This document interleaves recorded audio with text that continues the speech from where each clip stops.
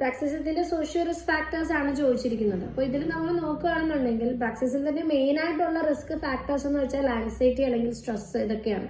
നമുക്ക് ജോലി സംബന്ധമായിട്ടുള്ളത് അല്ലെങ്കിൽ സോഷ്യലി വരുന്ന ഏത് തരത്തിലുള്ള ഒരു സ്ട്രെസ്സും ആൻസൈറ്റിയും ബ്രാക്സിസത്തിന് പ്രൊവോക്ക് ചെയ്യുന്ന ടൈപ്പ് ആകാം.